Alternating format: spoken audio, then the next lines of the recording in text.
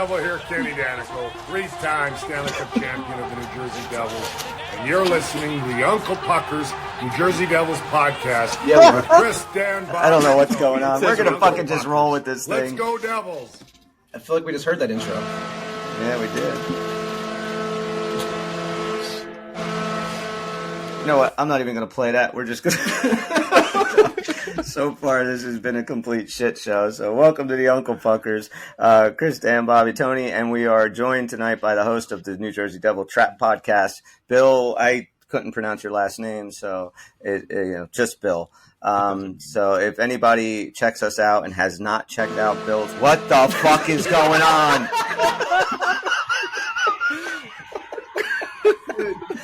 This is insane. Okay? It's an initiation. What is that noise? Is that you, Tone? Is that your Halloween shit? All right. So, anybody who hasn't checked out Bill's podcast yet, please listen to it. Inject that shit directly into your veins. It's a very good show. He's a good dude. Does a good show with his father. He's got to have a more professional podcast. And he has a rodcaster. So, Bill, when did you get into the whole Devil life? When did you become a fan? What was your first earliest memory of this team?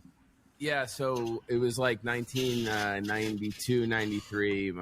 I started playing street hockey in front of my house. My neighbor was like a couple years older than me. And he brought me to a game. It was actually a Flyers game. So the first game I went to, I was a Flyer fan. And then, like 1993, my dad and my brother kind of got back into it. Or my dad kind of got back into it. He hadn't watched hockey in years. And we started going to games, Devil games, and obviously I became a Devils fan. And then we got partial season tickets from 94 to like basically 2000. So we got those. We got to go. We had 50. We went to 50% of the games. So nice. We were really heavily involved in it and got to see the whole golden era of Devils hockey, and it was really awesome. It was like a cool family bonding experience too. So.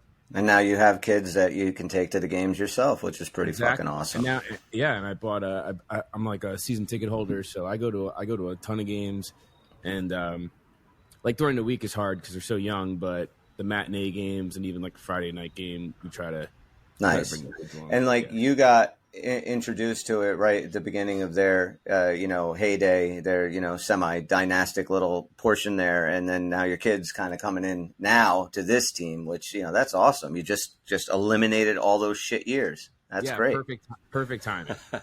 So we got 4 preseason games in the books right now. We'll talk about everything. I want to kind of get everybody's thoughts so far of what they've seen from this team, and let's kind of roll around some hot takes. Bobby, you can start us off here.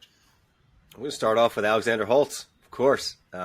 Guys flying around. I had only heard the reports for a little while about how fast he was looking, how good he was looking in general, and how much compete he had, and I hadn't really seen anything until you think he's better looking than Ryan Graves, or are you just no? Is he the replacement, Bobby? Is this the replacement right here? See the way Ryan Graves holds his stick? No, but you do. All right, go ahead, finish with your Alex Holtz, and then I'm just saying. Even goals aside, even though they've looked pretty good, he really does look like he's buying in. And this is a guy. This is a little extra weapon that if he does pan out, this is going to look really good. And I knew that Bill and I were going to be instant friends because I checked out his podcast, the last one I think it was. And I don't believe it's the first time he said it, but he was also of the Mercer on the third line thinking. And again, like me, it's not because, we're taking Mercer the top 6, not being a top 6 forward, we're taking a top 6 forward and putting him on the third line. So I knew we were going to be fast friends for that too. Yeah, Holtz looks great. I thought Luke Hughes has been looking really good. The last game he played, I wanted to bring it up to you. It was on the first power play early in the game. And are we talking about Luke? Okay. Luke, just a little bit about what he can do. There was a pretty heavy clearing attempt, almost like a slap shot type clearing attempt. And most people might not even notice it, but he just kind of got the shaft of his stick out of there, and he stopped it from clearing the zone. 30 seconds later, resulted in a goal. Little things like that from a guy that young just got me really excited. So it's been pretty cool.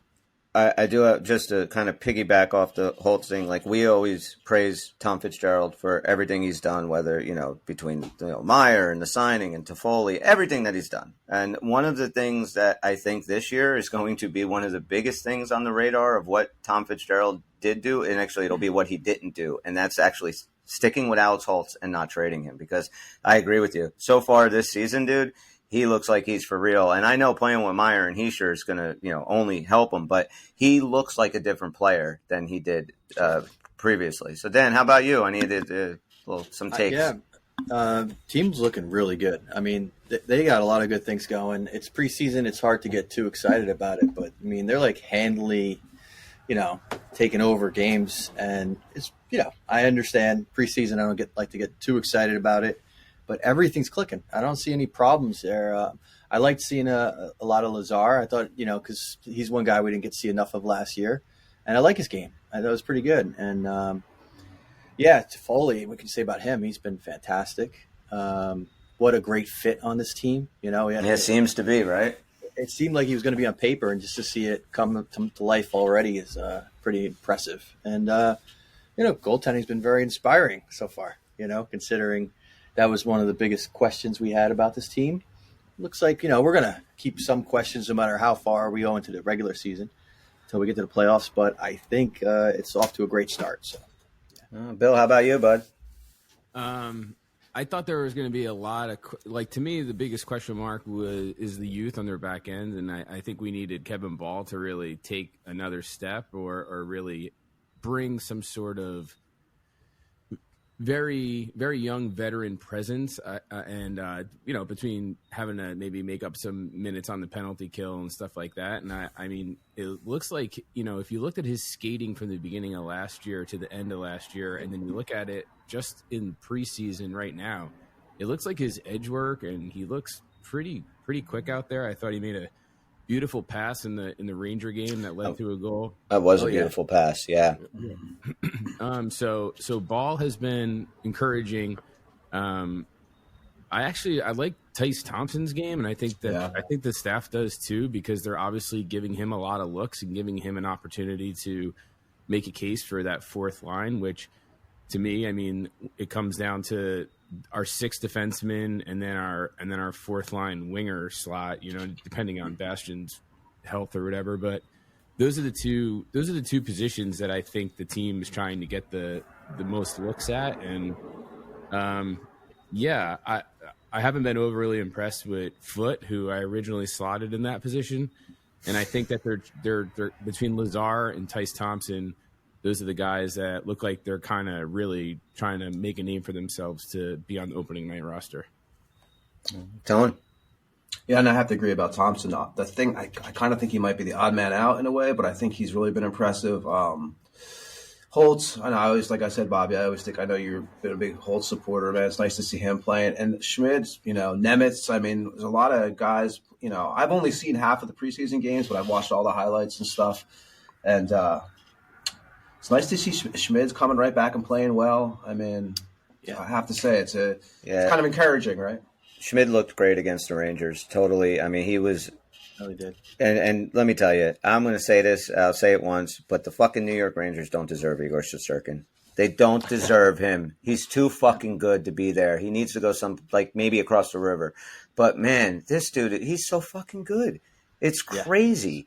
Even in the preseason, like when that fucking the Tyler Toffoli goal went in, right? It was never should have been a goal, but you just saw his face. He was locked it down. He made that beautiful glove save right after, and man, he's good. But that's all the praise I'm going to give the Rangers. As far this is a good. Before we move on, this is a good point here. Did you hear what Biz Nasty had to say about that did. on X? Did you guys hear that? Is it worth reading it? Yeah, you have it. I have it. If you don't, I've got it. Go ahead. He says, I think Shesterkin is tired of saving their fucking bacon.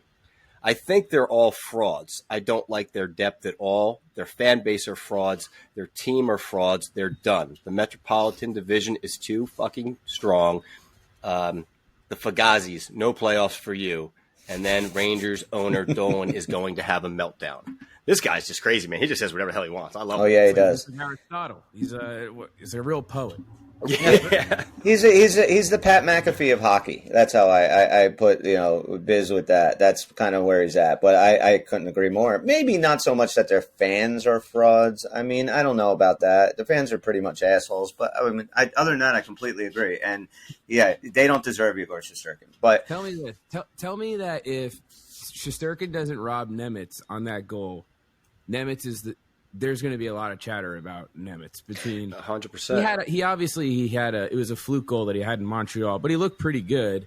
And then he had that beautiful pass on the Toffoli goal. And then if he was to score right after that, totally being as young as he is, I mean, I think there's going to be chatter about him anyway, Bill. I think he's making a name. Colin Miller has not done anything to impress me. He looks lost out there. I'm not sold that Colin Miller owns that sixth defensive spot yet. Do you think he makes the roster, Bill Nemitz? I hope he does. The only reason that I wouldn't think that he would is because it is a lot to have Luke Hughes, who's only played in a handful of games. Exactly. Absolutely. Paul, who's played in a half of a season, and then you put him back there. I mean, that is a ton of youth on the blue line. And while I think Nemitz and Luke Hughes are going to be good at playing downhill, it's in their defensive zone that is really going to be the struggle for them. Like, if they get hemmed in and they end up getting turned around in their own zone, like, I think that they have the offensive ability and they have all the skills. It's just, defensively, I want to see how they match up first when they have like NHL players on the ice. I don't They think get paired together though, so maybe. Well, I don't think Nemitz definitely makes the. I agree. Yeah, I think he will be on the team before the season's over. I think he'll be a part of the team. I don't think he'll. And it's for the exact reasons that you said, Bill. I mean, the guy. Listen, he is a playmaker. He's fantastic with the puck. He's a great skater. He has great vision on the ice, but he also made a couple of mistakes in that game. And, that's the, bad turnover in the defensive zone and stuff like that. And I think you're going to kind of, like you said, you're going to have your hands full a little bit, at least let's say the first 20 to 30 games with Luke and Kevin Ball back there, really working that out. And I think Colin Miller, just being a veteran, they're going to want him back there just to maybe steady things. I agree with you, Tony. He's not going to stay down there all season. Whether it be through injury or just, it's time to give this kid a chance. Once they get more established, if everything's going well, I would not be surprised they work him in throughout the year, and who knows what happens in the spring. But what a great fucking tool to have, right? Just sitting in there, to be able to just pull the second overall pickup, and between him and Hughes, when they find their game and they're on this team together, that blue line's going to be scary good. One of the things that I brought up in my last podcast was it like being a young player for Nemitz, it kind of lends himself to this team because he is already a really big kid. So like physicality, he's like 6'1", he's like 185 pounds or 190 pounds. So he's got some size, and his whole thing is he's a good skater, but he's a very cerebral player. So he's like smart. He knows where to be on the ice. So I mean, if you have a team that could put up a bunch of goals in front of you, you know what I mean, and kind of shelter you, you put him on the sixth defenseman pretty much on the right side. And if you could shelter him, he has the size and he has the smarts and he has the skating ability to where they should be able to get him in the mix as the season goes along. Yeah, definitely. Oh, the one guy we that's were talking about goaltending yesterday. Me and you off the record, we were saying, how impressive Schmid's been against the Rangers, which has been nice. Yeah, Vitek Vanacek will not start a game for the New York Rangers as long as Schmid and him are on this team together. There's just no way. It's Schmid owns the fucking Rangers. He just plays so good against them. But the one dude this preseason who I was very excited when we got him last year, didn't get to see him a whole lot, and now kind of seeing him fitting with this team is Curtis Lazar. And I am that fourth line that played on the Rangers, was McLeod, Nosek, and Lazar. They played very good. They played really good, and it kind of gave a whole different feel of the Devil team from last year. Where the Devil team from last year, a lot of times, and we talked about it, they seemed like kids out there, playing, and they were fantastic. But when you saw that kind of, when they played the Bostons and they played the Tampa Bays and when they played the Carolinas, especially in the playoffs, it seemed more, these were some men and some boys waiting to get there. But with like Lazar and Nosek in that lineup now, they have that veteran grit that they did not have last year. I think Curtis Lazar is going to be a huge part of this team this season, Absolutely. especially come playoff time. This team right now, the way it's built, I could not be happier, man. He had a goal tonight, Lazar. Yeah, he did. And didn't he have a goal in the Ranger game too, right? Or no, I think he had 2 goals. Oh, it was his first? Okay, my bad. I think this is his first, yeah. So, I mean, and as far as, like you said, Schmid's play and Vanacek's play so far has been outstanding. You know, I was looking at something today, Chris, after we talked about that yesterday. I was looking at some of these guys' records against these teams career-wise, right? So Vanacek, career-wise, against the Rangers, he's actually 7-3, 11 starts, which I was kind of impressed by, you know. Yeah. All season last year, he did great against them. Yeah, you know, he had and what was Schmidt? I had Schmid's on here too. He didn't play the Rangers actually last year besides the postseason, but they have a breakdown of what these guys' games are against, you know, every team they've played against, and it's crazy with Vanacek. He's actually 6-0 against the Devils, but if you look at Vanacek, because he had such a strong season last year, his numbers are really high against teams. Yeah. It's like, you know, well, you know, let's jump up with what Biz said about the Rangers. Do you guys agree? I had said that on the show that I can see 5 teams coming out of the Atlantic Division and the Rangers maybe being on the odd man out in the Metro, because I do think them and Pittsburgh are going to be neck and neck this year. Do you guys see the Rangers not making the playoffs? I still see them making the playoffs, like we thought. Yeah, you think so? More likely They still scare me. I think they could still go on a run, not as significant and long as they did last year, but enough to kind of propel them in points. Right. And I think if we do play them in the surprised first round, it's still another emotional round. We could be a far better team, but you throw that emotion in there, it doesn't mean it's going to be easy out. I don't think they have that same problem next year. If they do play them in the first round, I don't think they have that same problem where they had nothing left by the time the Carolina series I'm not saying they won't have nothing left, but I've seen regular season games when they play, and it's still a different level. I just see them managing things very differently this year as far as the Devils. They just seem so far, and again, you know, it's 4 exhibition games. They don't matter. They don't mean anything. But they just seem to be, the little bit that we've seen, they just seem to be a lot calmer. A lot more poised. Yes, that's the word. Poised. Thank you, Daniel. So, I mean, I don't know. I just want a world where the Devils win the Metro and the Rangers are on the outside looking in. So let's just make that happen. It's possible. You know what I look at is, you look at like what just happened with Vasilevsky. And Vasilevsky goes down, that Tampa team is a completely different team. And 100%. Shesterkin literally, Paul Bissonnette is an asshole. But he's right that Shesterkin literally carries that team on his back. And if, God forbid, anything ever happened to him, I mean, Jonathan Quick is their backup. They're in big, big trouble. That's a slippery slope. Even now with Vasilevsky out, maybe 20, 30 games maybe, I don't know if they can get back into it. I had them, second in the Atlantic. I don't know if they're going to make the playoffs now. I think that they just opened up a spot. Ottawa and Buffalo and Detroit are doing fucking backflips right now because of this. And their goaltending as such, there's I was looking at their numbers, they have not played. The guy that's, I guess, next up, man, is he's played maybe 20 games in I think it was 40. We were just looking at it. Yeah, some number like that. I mean, are they going to make a move for somebody? I'm sure they will. They have to. And then you have Stamkos not happy down there. They got problems in Tampa. Yeah, I think. I mean, if they can plug it in, for a couple months. I mean, if he comes back, who knows how he's going to come back to? You just never know. I mean, I know they're really optimistic, and of course they have to be, but you got to worry about that a little bit. As far as the Rangers, I always keep them in the back of my mind a little bit, just because they're just a pain in the ass team for us. But what's funny about Bissonnette is he only played 200 games his whole career. Yeah, dude. Oh, he wasn't a very good player. He's such an influential hockey media guy at this point. You know what I mean? He's like the dude what's his guy from the pizza eating the pizza. The Noid pizza guy. Yeah, he's kind of like that dude. He's kind of got that hockey influence now. Yeah, he's like if you were to have him and then Don Cherry and mix them together. You know what I mean? Yes. Right. My point is with Vasilevsky is if you rely so heavily on one player, that's what's kind of cool about the Devils this year, and especially getting Timo Meier and locking Brad up and even adding Toffoli is if God forbid something was to happen and Jack Hughes missed it, any kind of length of time, or a Nico Heischer, we have enough depth and enough scoring power to where we can still contend. You know what I mean? Right. If Shesterkin goes down, the Rangers season, they pack it up.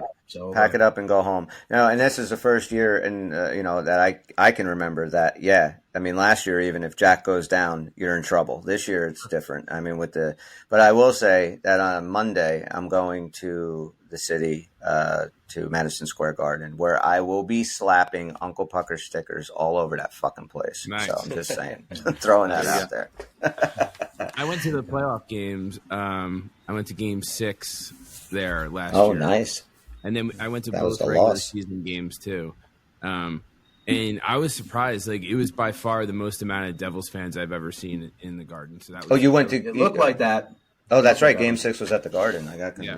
You went to the Garden, and there were a lot of fans there, huh? I mean, they sounded like there was a lot. We got the Igor chant going in the Garden, which was like great. That's awesome. Yeah, it was fun. That's awesome.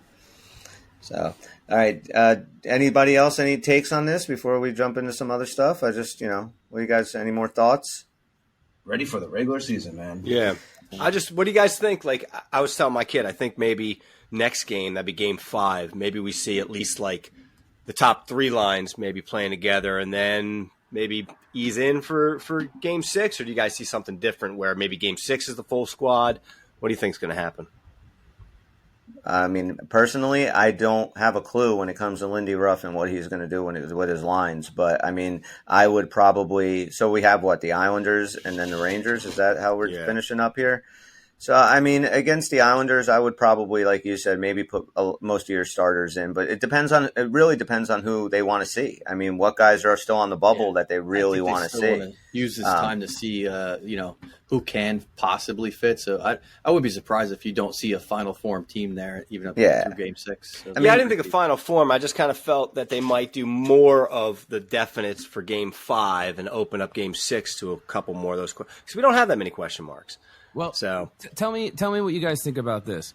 This is something I planned on bringing up on one of my next episodes.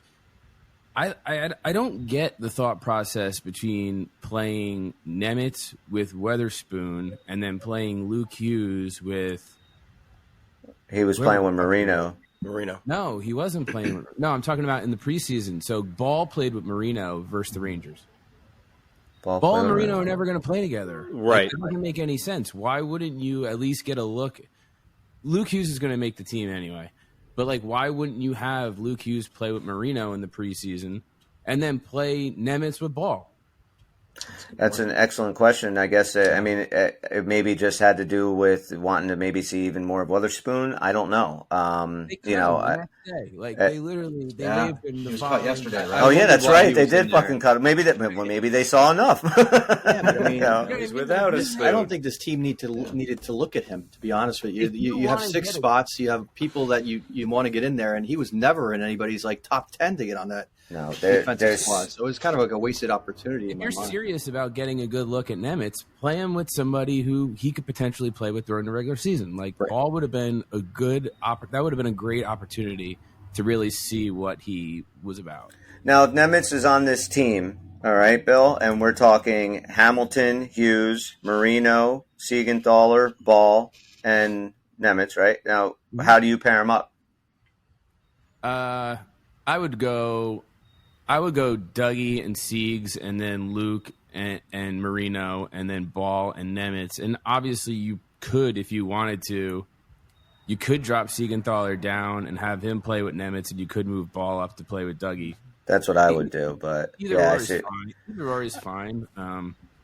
But I mean, obviously, you're going to shelter the kid. You're going to shelter the kids as much as you can. Mm-hmm. So I don't think it really matters, to be honest with you. I think after about maybe 10 games into this regular season, Luke Hughes will not need sheltering anymore. I really don't. I think this kid is just going to be a natural out there. Yeah, he'll be playing second pairing. Yeah, it's going to be awesome to watch. Those Hughes boys are going to light it up this year. So, well, I'm going to do a quick little read before we get rolling, and we also have a Devil You Know tonight. Tony, you got news? Yeah, I got some stuff actually. Yeah. Nice. Is there a dolphin? That'll be fun. Love Is when there a there's a dolphin? No, man. We got no animals. You have no. Tony does the Tony news. always. has We to got be some an baby tossing though. We have some baby tossing. Oh, tonight. yeah. Oh, good. Yeah, leave it there. Don't tell me That's more. fucking I don't wanna interesting. just I'm wonder excited what the now. hell you're talking about the whole time. That's a Before we cliffhanger. get to baby tossing. Yes. So we got some baby tossing in Do Florida. a quick of shout course. out here to our Hockey Podcast Network sponsor, the DraftKings Sportsbook.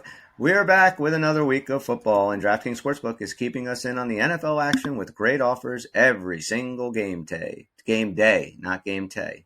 New customers can bet $5 and get $200 instantly in bonus bets. Throw 5 down on any of this week's epic matchups and walk away an instant winner. And DraftKings is not stopping there. All customers can take advantage of 2 new offers every game day this September.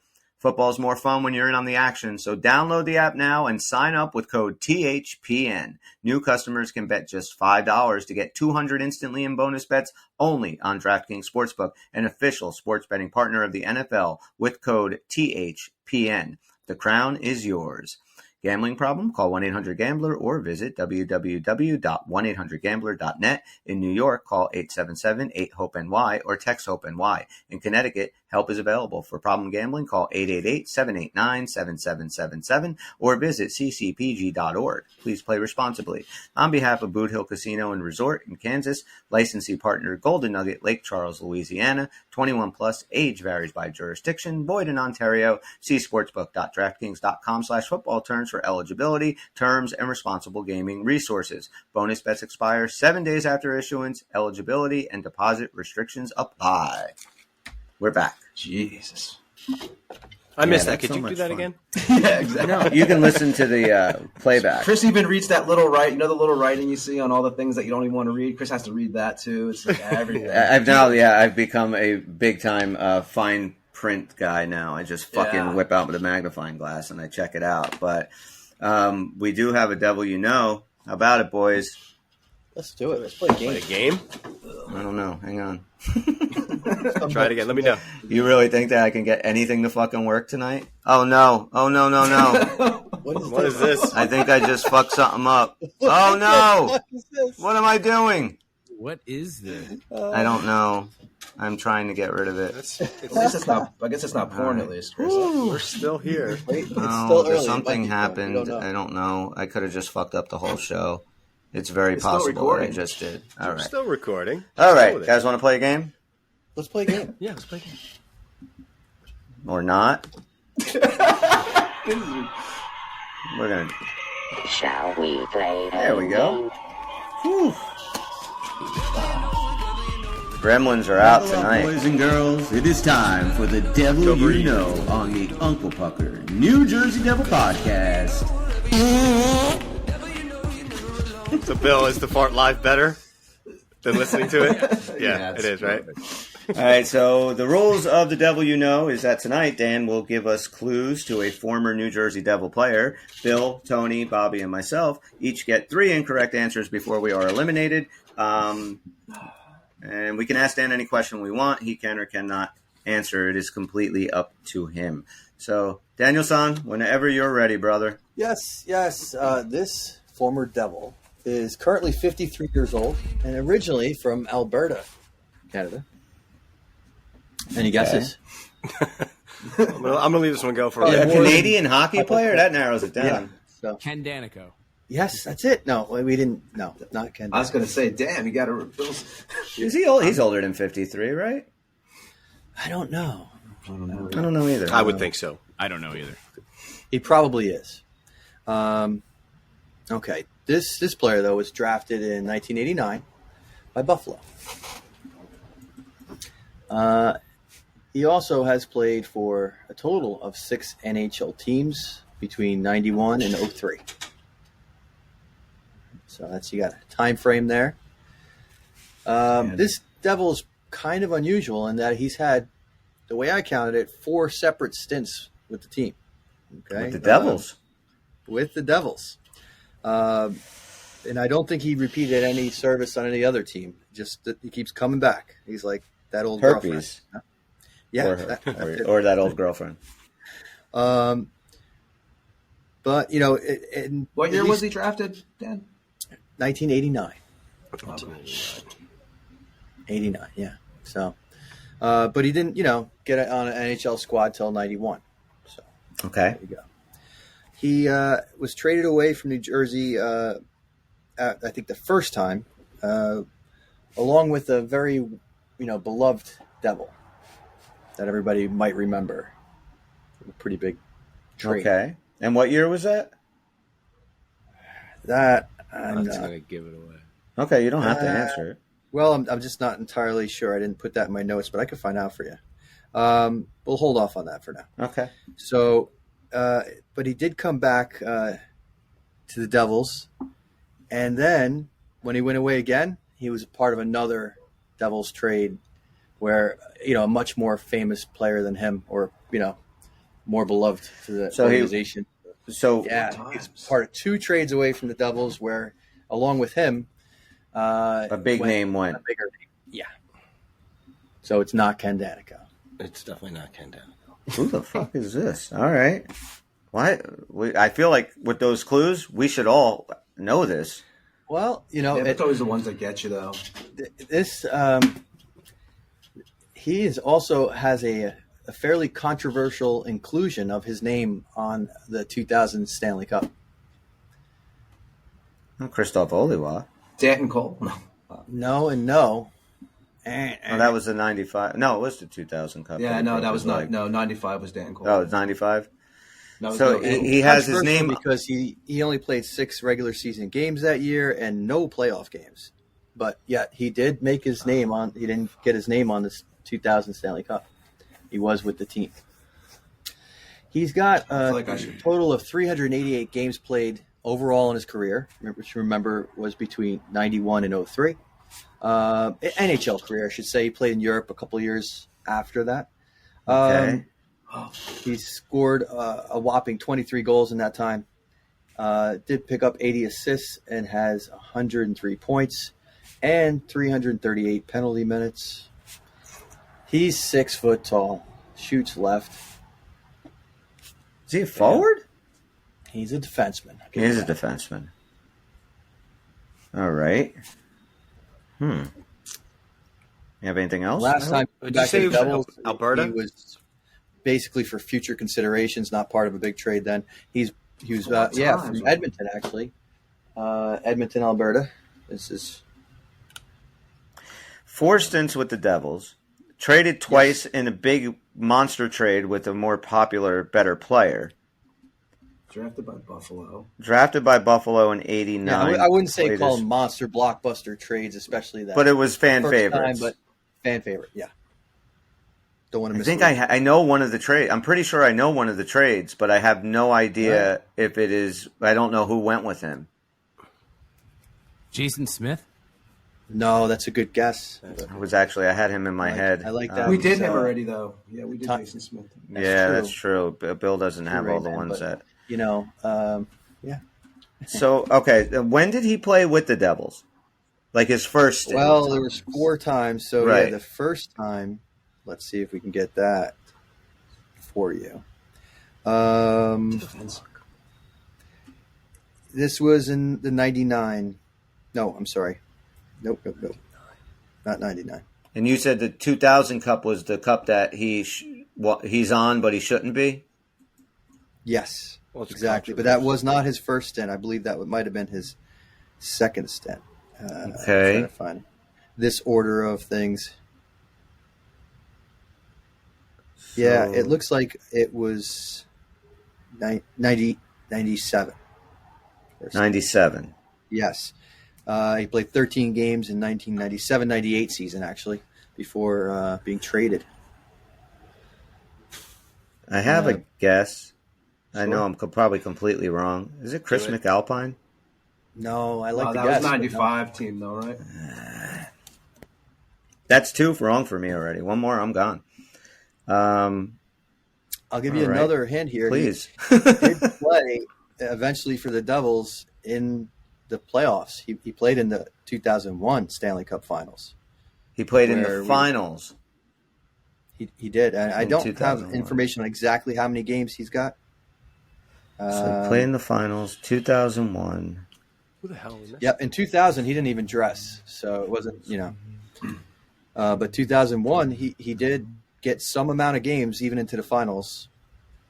Oh, Jesus. Matvichuk? Nope. I have. Following that summer, in that interim summer, he did sign on with the Islanders, but not to be gone from the Devils for good, because he did come back in the 2002-2003 season. He played the whole year. However, What did he go to the Islanders for a fucking cup of coffee and then he was back?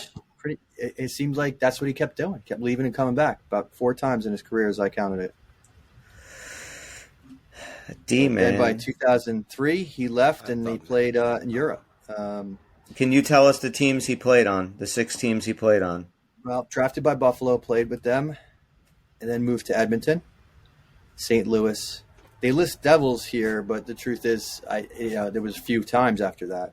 Right. San Jose, the Islanders were, and then of course back to the Devils. But, yeah, so it was the 16. Islanders, the Sharks, the Devils, the Blues, the Oilers, and the Sabres. Those were his team. Not Ken Danico. And you're sure it's not? You might Ken be closer Danico. than you think, but no, it's not. It's not Dano, that's for sure. Wow, I feel like such an idiot. Do you have any more clues? What's he doing now? That's Where does a he good live question. I mean, I don't know how deep my research went with this. I thought you guys would have got it by now. Let's see. What is he up to? We even now? have an Let's see extra if I can brain find him with us tonight, on and we Instagram. can't even get it. Yeah, I stumbled onto a good one here, I guess. Oh, my St. God. Louis. Let's see if he's Adapt. got an Instagram. Let's check it out. I'll tell you what he's doing now. All right, I'm let's just like. gonna All right, throw- he doesn't have Instagram. Wait. so- Bill has a guess. What's that, Bill? Tommy Albaline? No, that's a good guess, but no. Yeah, that's probably a little early. It's a little, yeah, he's a little bit before that. It's the same thing with Danico. He had a longer career. So. Dan, who did he play mostly with? Like, did he have was he with Buffalo more than Edmonton or? I guess as far as as many times, it was definitely the Devils. But let's see what his longest continuous stint was. Yeah, definitely. 388 games in league for 6 teams. Was on a cup team. Played in the 2001 finals. How many games did he play for the Devils? Do we know that? Like, was it 50? Was it like 100? Like, I don't think it was 100. so very little, less. even though it was Yeah. 4 stints. Yeah, I mean, he's got 388 his whole career over 6 teams. So, I'd be surprised if it was anything close to 100, maybe 50.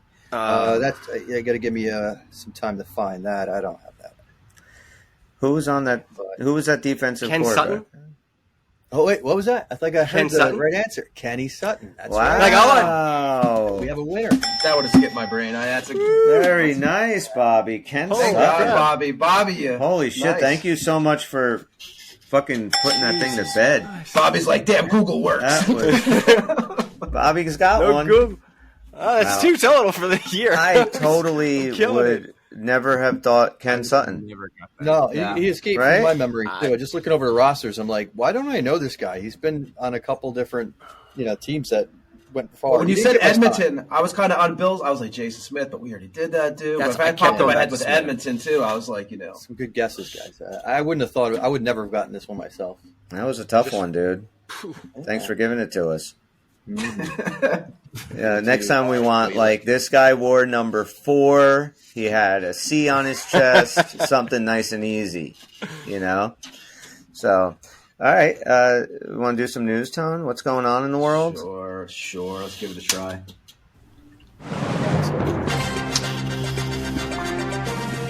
Coming to you live from the Uncle Pucker's news desk in a basement somewhere in Lithuania. Sports, politics, current events, and entertainment. It's the news of the day with Tony A. All right, we'll I get didn't back need to that. hockey at some point, but, I like, these are our fun Saturday shows. All right. Oh yeah. All We right, got some hockey Tone. stories. First, Ty Smith was placed on waivers in Pittsburgh yesterday. He had signed a 1-year deal in the offseason. That guy, I feel bad for Ty Smith. He's 23. When he first came up, I was kind of thought he was going to be a promising player, but I don't know if he's an NHLer. So I mean, We were at his first game, Bob. Yes. The first game he played, and he looked good. I mean, that's his rookie year. He was that budding star and then his sophomore year, man. He was the one like assisted on Brat's goals because we were like, who are these two? Basically. Who are these guys? Exactly. Yeah. That was Heischer's first game, Brat's first game. Butcher was on that team. Another guy that we thought we had something with.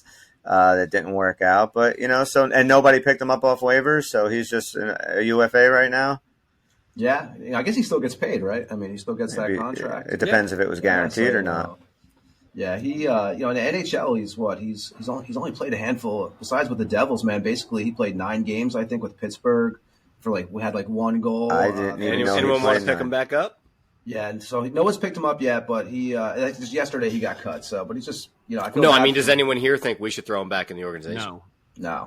Nice. That was very quick. No. The thing with Ty Smith is he's scared to turn his back to the play. So, like, when they throw the puck into the corner or throw the puck behind the net, and he has to like turn his back, he's scared when people are barreling down on him, and then he just makes just horrible. That doesn't seem like a good trait to have as a defenseman. Just saying. He goes into self-preservation mode and just doesn't even look up. Just goes down on the ice and he tucks his head. Yep. And he's just like, no. Well, I mean, talk about cutting your losses soon. I mean, it's like crazy because if this team was nowhere near as good as we are, or we're on that trajectory, then he'd still be with the Devils. It was just got to because that 1 year. I don't know if he looks like a star his rookie year on a good team. I don't know. I think he might have, it seems like he looked like a star because he was on a shit team. I think we were looking for anything, right? You're looking when you have those rosters, you're looking for anything that has a Ty Smith and Severson as a pairing. That was like so brutal. Yeah. As far as in your own end mistakes. When you saw that pairing, it was like guaranteed own goal or something just horrible was going to happen. Before we roll to your next news story, Bill, what were your thoughts on Damon Severson as a Devil? I was one of the people that defended Severson a little bit. I think that big right-handed defensemen is one of the hardest positions in the sport to come by. He made a lot of bonehead plays. He was good for that, but in the big scheme of things, the Devils never put a team around him either. They always asked him to play over his head, and he had a really nice stretch pass. He had a good first pass. We got to see some of what could have been in the playoffs. He had a very good playoffs.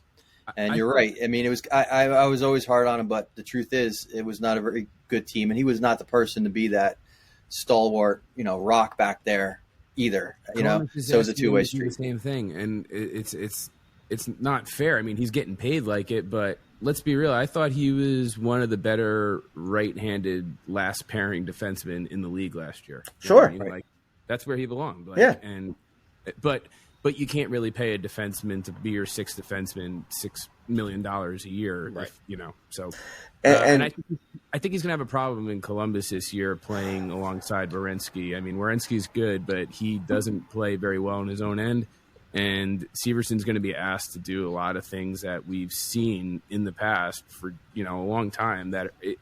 He's punching out of his weight class. That's the best way to put it. Because, as a third pairing guy who gets, the least amount of ice time, who's not asked or expected to do the heavy lifting, he was very good. You throw him out on a power play, he can make some, he can do some stuff on that second unit, whatever, but he was not a top guy. And Columbus paid for a top dude. And, like you said, him and Werenski together, I think Columbus has more problems than most people don't want to start admitting because it's still Columbus can make that jump. I see Columbus as a bit of a fucking dumpster fire right now. Yeah. One of the things surrounding Severson when he was here too was there was that lack of effort that he acknowledged and even admitted towards the end of one of the seasons. I think it was 2 years ago where he brought up that the room kind of gave up at one point. And that's something, if you're going to be one of the veteran players in the locker room, that you don't want to hear from a guy who's looking for an extension. You know what I mean? So, no. And the fact that he allowed it to happen, that's the other thing. I question his intensity at times. Yeah, I mean, I think it could definitely, that warrants it. I was not, Tony and Bobby were receivers. They were very similar to your way of thinking. Dan and I were pretty much out. Last year, again, I thought he was, for what he was asked to do, he did it. And, that's all I could ask. But no, for where the Devils took him, where they expected him to be, where he was most of his career, I don't think it worked out. So I'll be fair with him though. He did have a great playoff. He did have a great playoff in the right spot, like you said. Sixth defenseman, he can add a lot to your team in that role. Provided it's that role. And what a fucking he's pretty versatile too. Like he could quarterback a power play. He could play a penalty kill. Like he could do a lot of things. Like he's got size, but yeah, he would make the biggest goofball mistakes. Yeah, I think all of Damon Severson's. I think all of Damon Severson's issues were between the ears. I don't think it had anything to do with physical ability. But but Tom Fitzgerald, I tell you, I mean, talk about really throwing a guy a huge bone right before you, send him out. Signing him for a big contract that you knew that Columbus was willing to pay him. Like that's the thing. Like with Graves and Severson. I'm glad that where they ended up. I'm glad that those two dudes got termed, that they got paid. It's kind of like that's good to hear. I liked Graves a lot, not as much as some people on this show, but I liked them a lot. But the other thing we were talking a little bit with the Nemec thing, do you think that the subtraction of Severson and Graves and then plugging them in with, like you said, the two young guys, do you think that is a bit too much to be asked for on Nemec, though? I know we kind of discussed it a little bit earlier, but like just in all, like, what you've seen, do you think he can handle it so far? I'm just curious what you guys all think. Hard to know. I mean, we're going to have to see like regular season. Preseason left that undecided, I would say. It might be a little too soon for him. Is he the guy for It doesn't seem like he's going to jump in there like Luke Hughes. Who does? But I haven't seen a defenseman jump into NHL play like that ever. Is he a guy that in the next two preseason games you guys are most excited to check out to see, or Definitely. Is there anyone else? Curious. He's my most exciting player to see. I'm like way higher on Nemec than I think most people, and I actually think that he's been playing in big games over and over and over. He was, I think he was the captain of the Slovakian team, World Juniors. So, like, this kid has played some big time minutes in the past 2 years, especially, to where he just seems really mature. He's when he has the puck, he's very calm. He does not look overwhelmed. He processes the game and slows the game down. Like, one of the famous quotes that Fitzgerald said was like, he plays the game in a rocking chair, and it's like he allows the play to develop in front of him, and he holds onto the puck. I would be lying if I was to tell you that I wasn't a little concerned about our back end, just because I don't see anybody that has stepped up to really grab the bull by the horns when it comes to being the sixth defenseman. You know what I mean? And there's a couple players that could fight for that position, but I think Nemec looks pretty poised for a kid, and it depends on what they want to do. But I'm excited to. Yeah, I want to see him get time with somebody that's actually an NHL player playing next to him. Yeah, that's a good point. And up the other end, I want to see more of Clark. I wasn't like bowled over, but I always liked hearing about him. So I would like to give it another shot. I don't know if I see him with the team.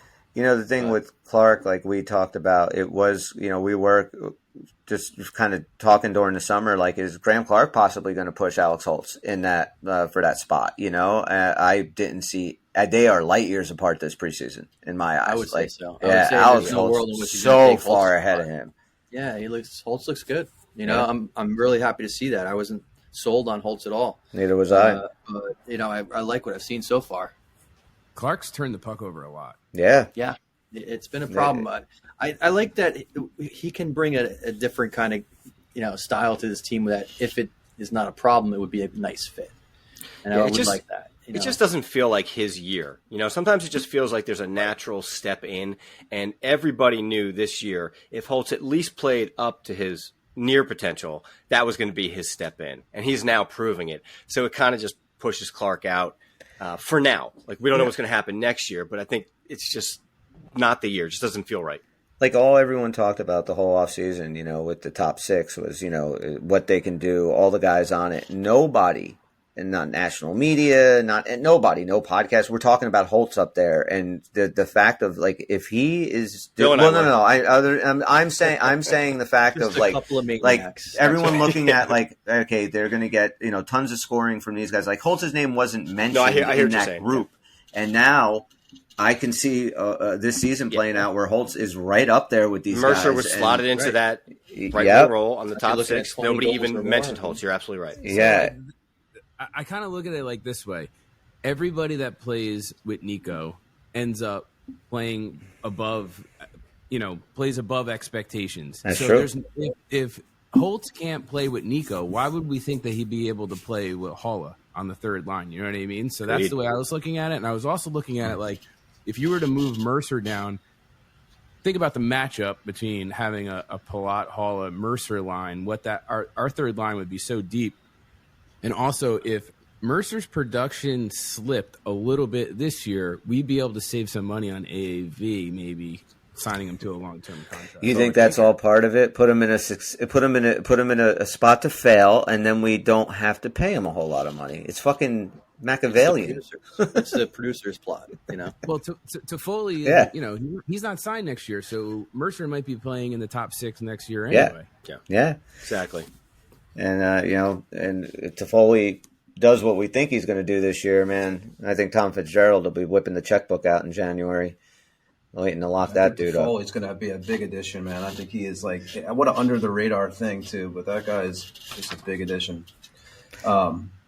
You're a big addition, Tony. That's right, buddy. We love you. So you got Zuccarello signed a 2-year, $8.25 million deal with Minnesota. I saw that. He was in the final year of his contract, I guess. And they also signed, Marcus Foligno, also to a 4-year, $16 million contract. He's 32 now. So obviously, Minnesota, what do you guys think they're going to be like this year? What's your expectations for them? I mean, me personally, with Minnesota Wild, they don't have anyone that can score. That's the problem. I mean, it really does come down to the fact that they don't have goal scorers. They've been a defensive team since their inception, and I know what's his fuck up there. The hell's his name? Kaprizov. He's amazing, absolutely, but they don't have a supporting cast. I think they have solid goaltending. I think they can, they're one of those teams that if they get hot at the right time, I think they can do some damage in the playoffs. I do. I can see a world where that happens, but they got to start just, stop playing just 2-1 games, 3-2 games. Like they have to get some offensive capability, or you're not going to be able to keep up with the, Edmontons and Colorados and Dallases and Kings and those other teams out west. But I like the Wild. I like that defensive style, and I'd like to see him do something more than just fail in the first round. But what do you guys think? I've always seen him as the junior Devils. And going back a to little like bit, Lemaire right? being over there Yeah. too, it's kind of like they're just following in the footsteps of Big Brother. Well, Big Brother's changed, and I think they need to do that too. Right. I think they're going to be one of the tougher teams to play. Maybe a top 10, 12. Yeah, they're pain in the ass team, right? Yeah, pain in the ass to play, Yeah. but it's not going to get them far enough until they start throwing some offense out there. Yeah. Even as I heard today on the broadcast way too many times, these are not your daddy's Devils or whatever it is. And I'm like, yeah, it hasn't been that way for several years. It's just that we're way better. Well, first now. of all, who are they talking to? Because the Devils weren't even around when my dad was my age. So, who are they talking to? Your dad's Devils were the Rangers. That's right. Yeah, that's true. How about you, Bill? The Wild are like the Islanders of the Western Conference. Yeah, totally. Yeah. That's a very good way to put it. Yeah, just structure, shut you down, slow the game down, like all the stuff that we know a lot about. Yeah, It's just hard to win that way, in an NHL today. And you can still, like you said, give the opponents a hell of a time in a playoff series because playoffs is where it tightens back up. But, to amass points and really go to distance, and that's tough to do, with that style anymore. And, I don't see it being super successful without enough goal scoring in today's NHL. Yeah, You never know. Things go back to with changing a little bit. And let's be honest, the defense won the last Stanley Cup. It wasn't all. It definitely will. You might see the pendulum swinging back a little bit. That's the league is cyclical. Yeah, look at like Carolina, Vegas, Florida. I mean, they all play very good defensive games. And Florida's that pain in the ass team that's just going to grind you down, and that's how they got so far and had such a spectacular year. And I see the Devils this year being capable of playing that type of game where they can be pains in the asses with guys like Lazar and Nosek and, even Palat and Mercer and Meyer. I can see them, hopefully adding that bit to their game. I mean, they're not going to be the, like you said, like Florida and stuff. They don't have to be. But if they can add that element to their game. Grit, though. Like I see those guys that you mentioned. You're right. I mean, those guys are going to play the gritty game. But the Swiss Miss is still going to crumble every time he gets punched in the face. I don't want to pick on anybody, but I know you're talking about there. I cracked the code, but you know what I mean. Like I just think that we're going to need a team-wide buy-in and it's way too early to be talking about playoffs. So I'll save it. Playoffs every show until the playoffs, which is playoffs come and we're going to need a team-wide buy-in to the gritty style of play that guys that you just mentioned that are in addition to this team need to kind of put their imprint on. Maybe not as cult-like as they did in Florida around Kachuk, but we're not going to get that kind of but we're going to evenly kind of spread out that grit though. Now there's pretty much a person on each line that can take a little bit of that, and then you go to the defensive side. Kevin Ball looks like he's ready to rip people's heads off, so that's awesome. There's definitely a little more. Yeah, you have to add that because I think you have to learn how to play like that consistently because I think one of the big reasons why we got butt fucked at home in games 1 and 2 against the Rangers was because we went out there and really tried to be a team we weren't. We were going to start hitting everything and start doing it. Then finally, when they got back to their game, they win the series. But if they can play consistently throughout the season to put that physical element into their game on a nightly basis, and come the playoffs, you just jack it up a little, and you don't look like a bunch of fucking spazzes out there. Like they did in those first turn on, like in a way that's just like out of nowhere. I hope they grow that all season. And, look, they're going to be that team that's just scoring beautiful goals. Yeah. And you get lost in that, right? And you don't have to be the gritty team when you're up by 5. That's going to happen some nights. But I hope that they can, weave that into their whole style a little bit more. When we go into the playoffs, we see a team that's a lot more, it's organically like coming out gritty when they need to, which is the playoffs.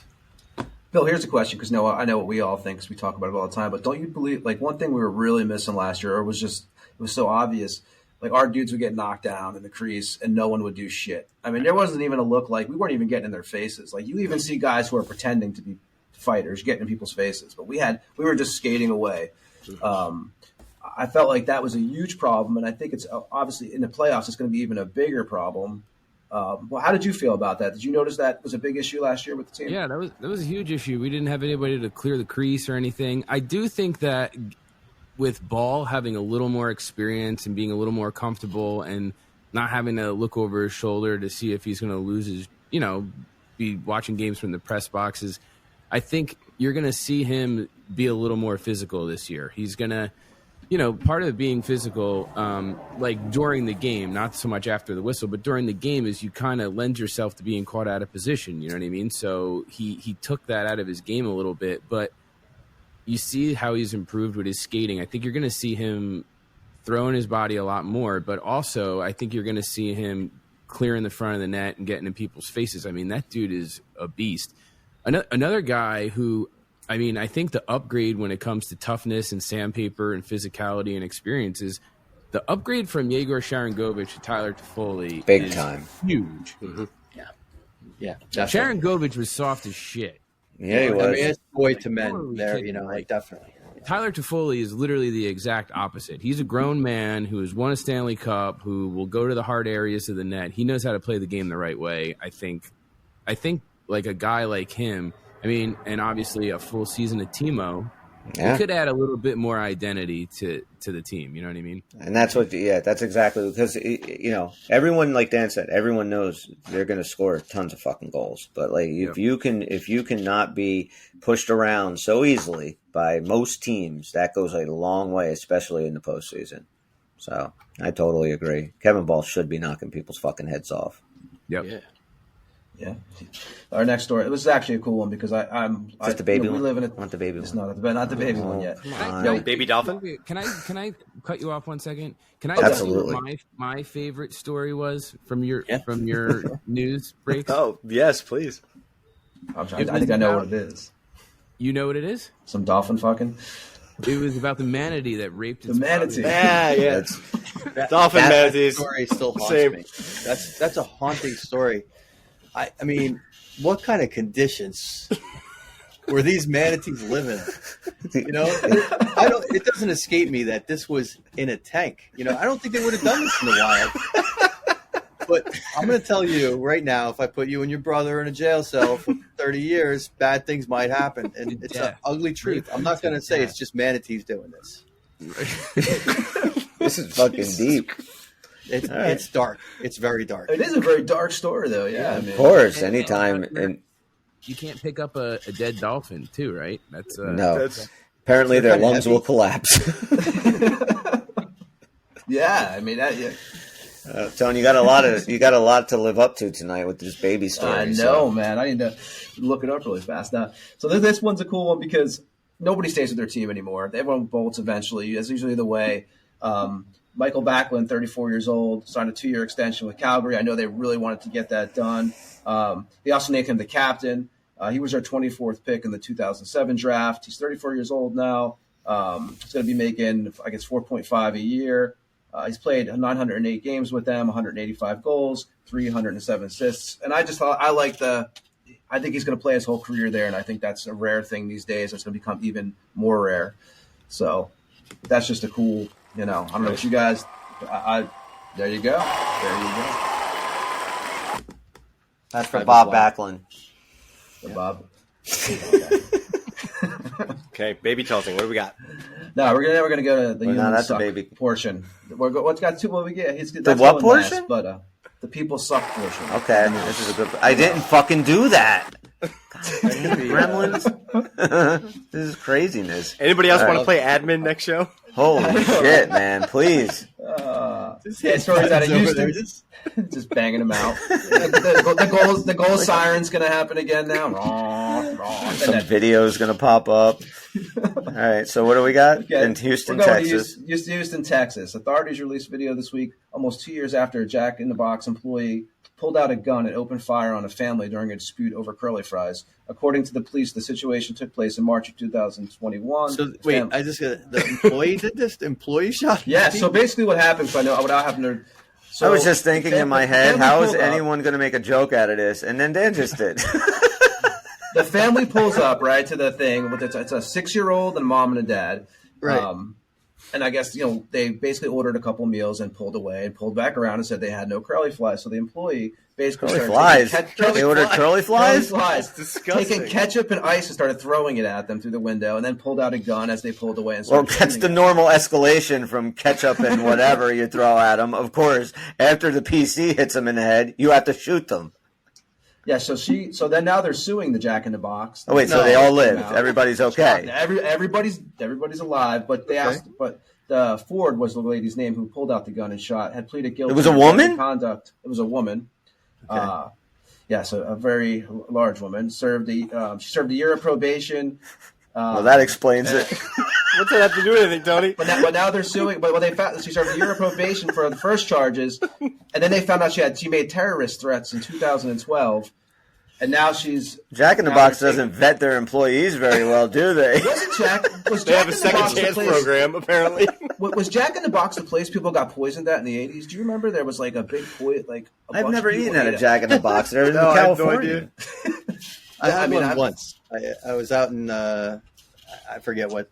California. I was near Joshua Tree. I tried one out there. That's the In-Out Burger world, though. Out there, have you guys had In-Out Burger? No, No. they're out there. We just established it's that. huge. It's huge in Los Angeles. So you've had it, Bill. Yeah, It's a big fucking deal, right? It is. It's a big deal. It's banging too. It's good. Yeah. In-N-Out Burger is on my bucket list. It has been for a very long time. One day Apparently, I I will just eat need a burger Wawa at one. burger now. So They have They're a, pretty good too, man.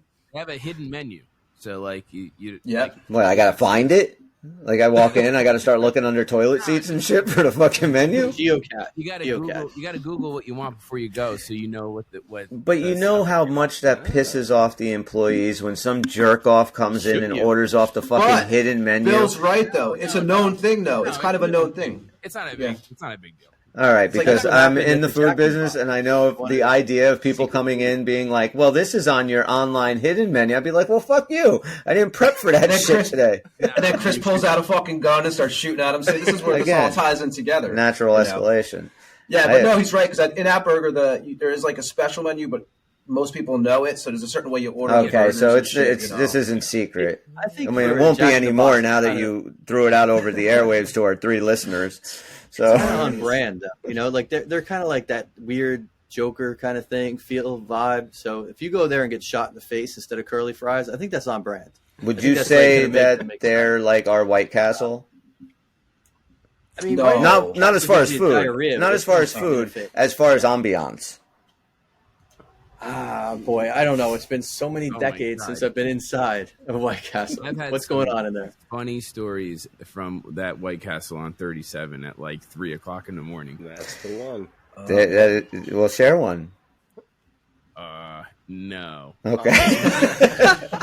I do remember one night leaving the bars in Seaside, and I lived in border of Toms River and Lakewood, and me and my buddy, he who shall not be named, stopped at White Castle, and we ordered about enough fucking food for a small village. I know I woke up the next morning completely hungover, just opened up my truck door, and all these empty fucking White Castle boxes just started falling out. We must have eaten like 30 burgers in the fucking truck on the way home. That was the last time I ate White Castle. I'm sure the White Castle was great at the late night, but I'm sure it's went up in prices and stuff. Because, you even go to I remember Taco Bell, you get a bag of tacos back in the day for like $5, and now it's like $45 for like a bag of shit. It's crazy. Things You're crazy, so much. Crazy, as you know. Damn inflation. Yeah, it is definitely. Crazy guys. Inflation. Tacos are too fucking expensive. Also in the news, inflation is up. Exactly.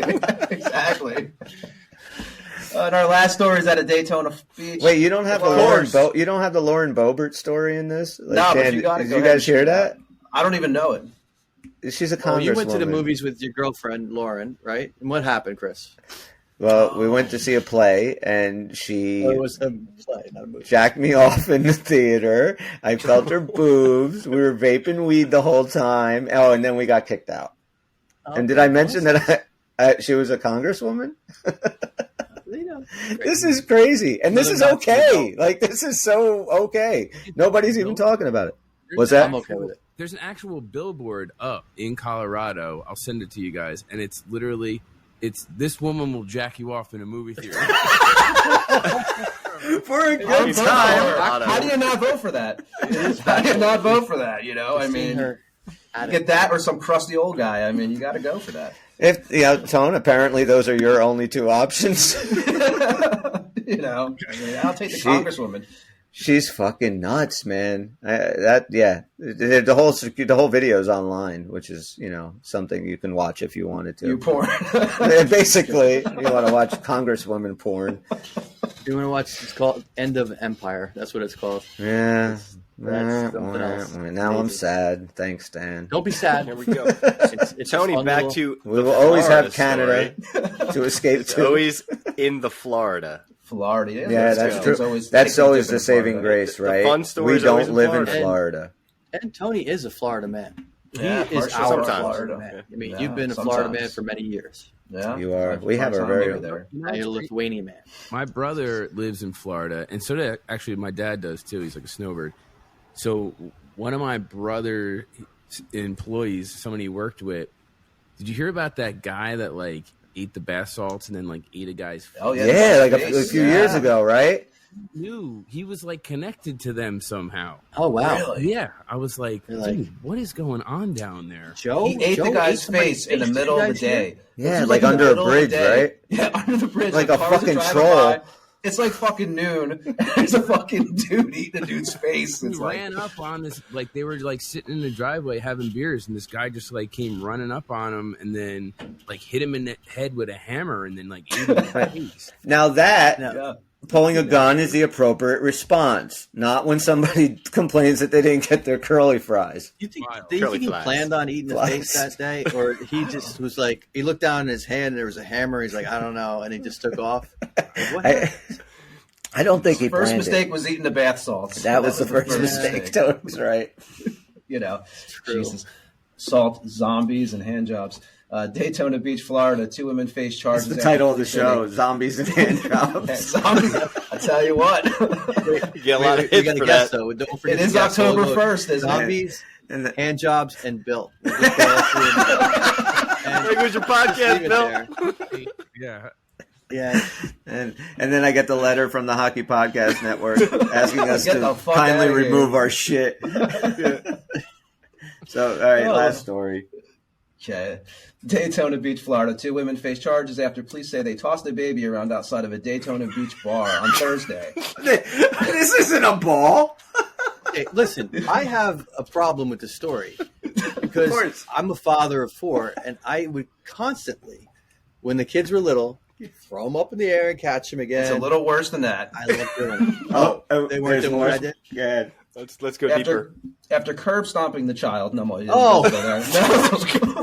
I'm not. I'm not. What is wrong with you? Pull it.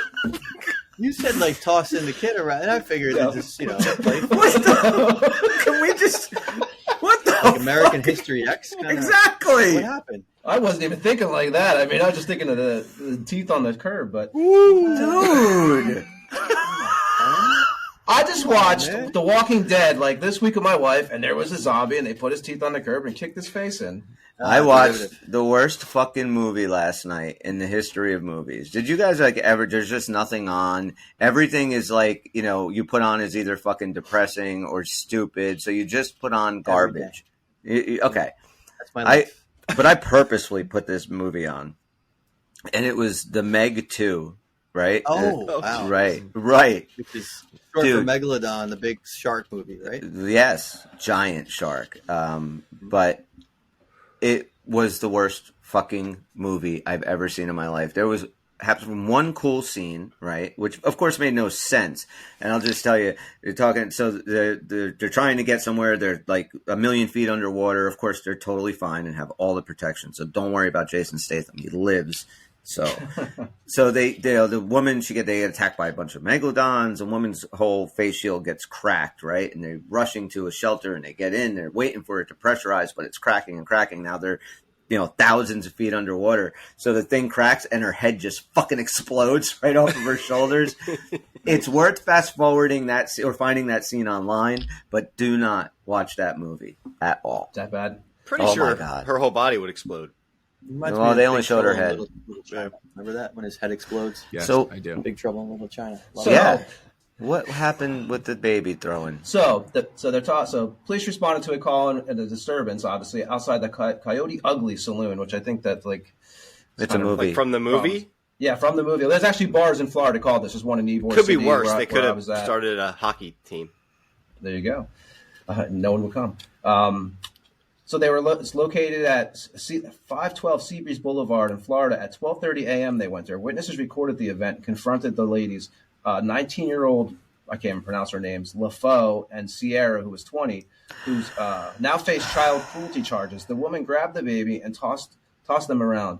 Police said they watched the video where they saw the ladies basically taking the baby and hanging it over by its ankles over cement and throwing it around and swinging it. Were they playing cornhole with it? They had it by the ankles over concrete. So the baby was taken to the hospital with injuries, but is okay. But the women are obviously No. Now, charges. whose baby was this? Was this their baby? One of their babies, yeah. This is just a yeah, fucked I know up which one. story. Well, it's kind of sad, yeah. Yeah. A little bit of a bummer. That's Because all I think about is that kid's fucking life from here on out, right? Yeah. Like, that fucking kid's Yeah, life that's- is fucked, Then you look back, right? You get older and you maybe apparently you don't know. And then doesn't have anyone that doesn't know that you shouldn't throw him around like a fucking beanbag. Like, that kid's fucked. That's Mom, the kids Like, at school are telling me it's an that you were acrobat. throwing me Maybe the around baby outside of becomes an Coyote Ugly. acrobat, Like, What, Dan? the baby gets some kind of skills from this, because Right. we've never done that kind of. But maybe Right. the kid grows up to be an acrobat. That's Possibly. possible. It You might look have back on unlocked it and go, something. Yeah. Thanks, Mom. All right. For that. Yeah. That's. I don't know if they'll ever happiest say thing. thanks, Mom, but I'm willing to take that slight bit of optimism that this kid's going to be all right. So, well, I'll take that. He's going to be the greatest acrobat in the world. Acrobat, I said. Acrobat? She's a fucking Acrobat. I am an acrobat. He got robot limbs after the injury. I got a question. Did you Yes. guys, when you guys had the Brew Jacket podcast on, was it on video like this? Yeah. Yes. Yeah. You know them? That dude sounds like a poon hound. He probably gets all the ladies. I wonder what. Yeah, we should do it. We should do a full show together then. We'll get all three. I'd love can to we have do this 7? happen, Bill. Can we do this? Because we have to treat Bill to the image that he has in his head. I gotta see what this kid looks like. I mean, and it was They funny, he doesn't knows his shit though. He doesn't drink beer, right? No. Well, no. Neither. No, neither of them do. But he makes it. The one of them, That's yeah, weird. but he, Oh no, he does. He makes it. Okay. yeah. Yeah. Calls it booze. I was confused. I was like, it's called the Brew Jackets, but you don't drink. Right. Yeah. I came to that same We conclusion pulled back the talking to curtain them. too I much was- on Oz. I was all ready to talk brews, but that wasn't really a thing. They're kind But of like also, the they Sam didn't Malone. name their team the right way either, so it just kind of makes sense. Right. Which we Yeah. learned about. Yeah. Yes. It's not Yes. consent. In great detail. Some would Did you say guys know a that little why too the- much. Some may say. It has to do with, well, it's the Civil War. Let me take you back. Okay, this started. It was America, right? paint you a picture. You're going to go back in the North and South. They had a problem with each other. I was like, It all culminated. this kid's got to be a hit. In a hockey team. Quincy Sherman. The Poonhound Show. There you go. They should. So what's a blue jacket? It's a B. I got stung by a blue jacket. Holy shit. They're very, very nice guys. Oh, yeah. They must have had a fit, but they were- were busy last they week. were- They had the most exciting offseason last week. Yeah, You guys, man. So we didn't even. they Hey, made Bill, their what'd own you think of beer, that too. with Babcock? Yeah, they Oh, did. yeah. Babcock. I mean, he was in no position to screw up at anything. The guy doesn't even make it to the freaking preseason. Training camp doesn't even open, and he's It's like, amazing. like, what are you doing? Like, at what profession is that normal? You know what I mean? Well, we want you to share your phone with us right now. You're here with us. Put your phone down and let us look through it. Yeah, that dude's just a fucking creep. I I still don't understand it, man. I still don't understand what the kink was. I don't get it. I know. I get your point because it does all seem very abstract and weird. I've never heard it.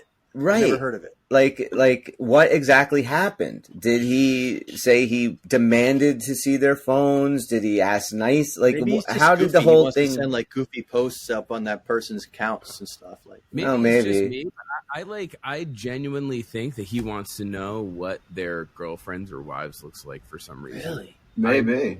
I mean, think so. Why do you think that? Really?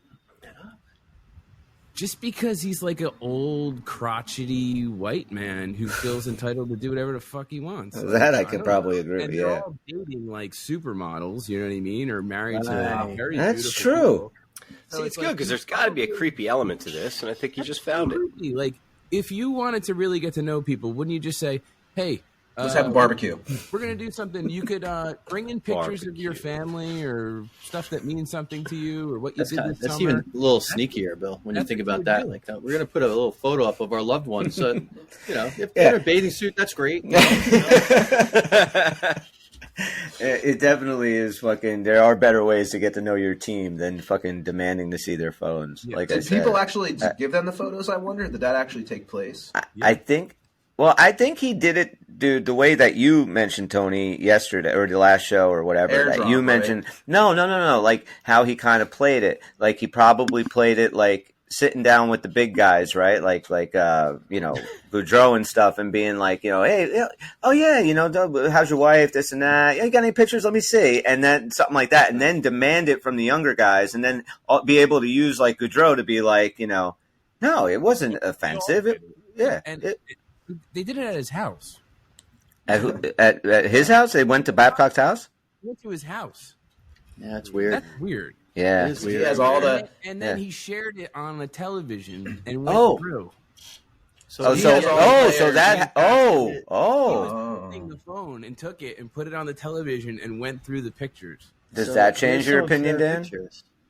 I mean, it's still very bizarre. I don't really 100% understand. How about the like, other players? I heard they airdrop their photos to them. What does that mean? Players, what does that mean? Like did they fly them in a plane and drop them out? I don't know what that means. It's like a technology. Our Middle Ages is just. We're the Uncle Puckers, and we're not as old as Chris is making us It's bad. It's bad if Babcock knows what airdrops are and you don't. I don't know. The Blue Jackets coaching staff has a. And you know, like first go get a job with Columbus. He's like, give me your phone, but turn the brightness up first. You ever look at a kid's phone? Yes. I cannot fucking see it.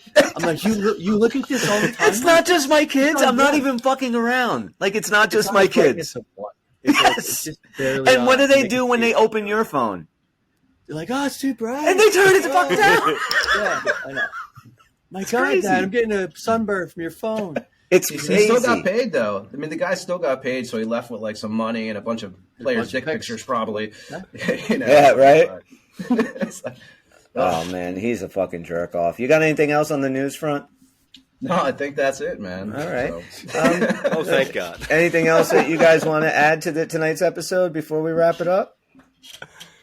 No? I just want to say that I'm very disappointed that the Guess Who is that devil wasn't the most famous devil of all time when I guessed it originally. It wasn't Ken Danico. That was you were close. I told you were close and you didn't know it. You had Ken right. You were half right. That's true. You should get. All right, Bill, we're giving you half a point. Oh, that's right. In fact, you know what? You're almost tied with Bobby. Give you half my point. Give Bobby's whole point to Bill. I think that's the only fair thing to do here. I completely agree because that was done under protest anyway. Right. So yeah, Bobby, exactly. you don't have any points. I don't think. But that's very gracious of you to give. Bill, you're in third place, buddy.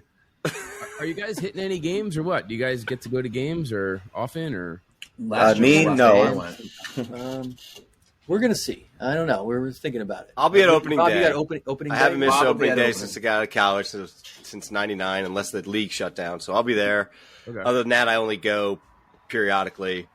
Cool. Yeah, I'm hoping that me and my kids, we're going to fly back hopefully by the end of the season with the kids and go back to a game or two. We took my one girl there 2 seasons ago to a couple games, so we have them going to games here. So they actually the other night was a kind of a big accomplishment because my daughters both sat through a whole game. You know, they're 2 and 4. Oh, and that's hard, dude. Game. Yeah, and that was because we took Samantha to the Devils games when they played. It was the Penguins and the Senators. She was like 1.5, so she couldn't go anywhere. It was like kind of like you pass out, sleep. You know, she's not gonna at like 2, as you know, and 3. They're like they won't sit still. Yeah, but so the other night we took them to a game against our team here versus Lafayette, and they sat through the whole game. So nice. I was like, that's awesome. A bonus. Yeah. You know, you're a season ticket holder, right? I am. Yep. So you get 41 games a year. I go to a lot. You got 3 kids though, so what's your routine like when you get up there? You bring the whole fam, or is it just you just have a couple tickets? So I only have 2. I only have 2 seats. So what I'll do is I'll like trade in a couple games and get more seats to a game that I know everyone's going to go to. So that's smart. I thought you were going to say you're going to have Fight Club with your kids, and whoever wins can come with you to the game. No. So you should try that. Bill, how was the season ticket package? I saw people complaining about the way they handled the season tickets this year with what they give to the fans and stuff. How was it, do you think? So I get free parking, which is what I nice, want. Yeah. That's so huge. It's like $35 a game. It's $35 a night. Yeah. So I'm like, no, I want free parking. And then what I do is I throw the guy. It's like the same dude that's been working the entrance there. I throw him money, and then he saves me like a spot right in the front, so I can get in and get out of there whenever I want. That's awesome. You do. On parking, you know what I mean? So I'm gonna try that. You're in motherfucking Wu-Tang. Yeah, so that's we got a carpool with you a little bit. But yeah, no, I don't know. I go to a shit ton of games. So I got my old man. He's up here. We're gonna go to the opener, and then that Friday night. Game 2, I got the whole fam going because it's on Friday. So awesome. Nice. Hey, your pop sounds like a good dude, man. Oh man, he's a freaking character, dude. He That's loves awesome. himself some Devils, man. He grew up in Newark too, so it's kind of cool. That is cool. We go back to the games. I walked him to Hobbies one time, the deli over there. Yeah, right. And it was like Paul Mary was doing it was like military appreciation thing. So he was giving away he like set it up. So they were like giving all the money towards Paul Mary's thing. But they typically are only open for matinee games because it's like kind of like a little west in Newark there where you walk. It's a little sketchy, so they don't want people walking there at night, right? So I bring my dad there, and I swear to God, he's got like PTSD. He was just like, oh my! There were people like, hey man, you want to buy a taser? You want to buy pepper spray? Yeah. Like, oh my God! I just get the fuck out of here. What are we doing? I'm like, oh It's no, good to have somebody who knows the area. They got a great pastrami sandwich. That's great. When I first took my wife there to Newark, I told her about it a little bit. We went there. We took a cab to the game that day, and the driver, my wife, gets in, and she's a little younger than me, and she's like, yeah. When I first started driving, some guy pulled me over, tied me up, threw me in the woods, and my wife was just like, "What the fuck is going on here?"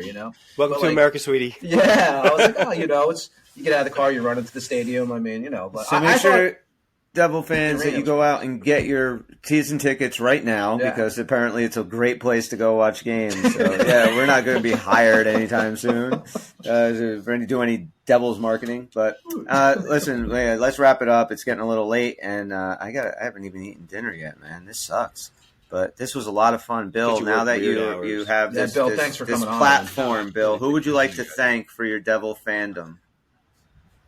Thank for my Devil fandom? Yes, over our giant platform. I don't know what you're asking me right now. Like, who'd you like to thank, Bill, just in your life for being a Devil fan with you, sharing it with you? Your dad, your wife. I'd like to thank Is this the Thanksgiving show? Is that what you're doing? Just fucking, I don't know what I'm saying. Yeah. Obviously, check out my podcast, thetrappodcast.com. It's me and my dad and my brother who we grew up watching the Devils our entire lives with, and it's become, it's Wait, really you got to explain your father's nickname, though. What? Oh my God, he's such a. So it's the Pickle. Randomly, 6 years ago, I'm 41, so I'm 35, and he's we're at a barbecue or something, and he's telling. I overhear him telling someone, "Oh yeah, my nickname when I was growing up was Pickle," and I'm like, "You've never heard this?" I'm like, "That's awesome." No, it isn't. I'm like, "Are you just talking out of the side of your I love it." Mouth? I'm like, grab my brother. I'm like, this fucking guy is telling people that his nickname is. So I don't know if I want it to be a fake story more or a real story. Either way, it's awesome. Your dad's awesome. He really wasn't able to explain it to us, and I don't know what the story. Well, I have an idea why he doesn't know how to explain. Because of Hobie's Deli? Did he get a lot of pickles? No. Yeah, right. So we just started calling him that, and what's really weird is my brother's nickname was the Big Tickle that was given to him by. But that name could get you some girls, I think. You're in high school. The Big Tickle. I don't know, man. You might be. No, my brother did all right for himself, and it was this weird nickname. Meanwhile, he's got this big nose and everything. He's just this funny character, but it's so weird. I can't say we have the Pickle and the Big Tickle on this fucking show. It sounds like some weird. Sounds like an Uncle Pucker episode. The Pickle and Tickle show. That's awesome. But first of all, now you're not telling us the truth, right? So I mean, if his nickname was Pickle and your brother's nickname is Tickle, what the fuck they calling you? Pickle? Oh well, they call me BTK. It was after the fucking BTK killer, the killer. Yeah, I was a DJ, a local DJ for a long time, and that was kind of one of the names that I went by. So that's your nickname. All right, yeah, all right. That's what people call me. I like it. And you're seriously, Bill, you were welcome on this show anytime you want. This was a lot of fun having you on, man. It really was. Yeah. So, guys, thank you so much for checking us out tonight. We will be back next week. We'll hopefully this next 2 weeks go by pretty quick. We get to some regular season hockey. Give us a like, download, friendly comment wherever you get your podcasts, and or an unfriendly comment, or an unfriendly comment. You could Chris will be posting the link to the Congresswoman tonight too, right? Yeah, I'll be posting Lauren Boebert's porn Beetlejuice scene. For Bill from the New Jersey Devils Trap Podcast, Tony, Dan, Bobby, I'm Chris. We're the Uncle Puckers. I'll see you when we see you. Peace. Later. Peace.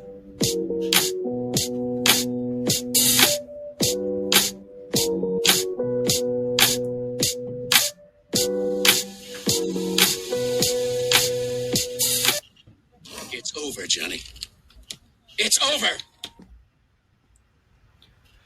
has. Like the first time I didn't fuck that up in 5 shows. That was great. What, did that start weird? It seemed pretty normal. That was fun.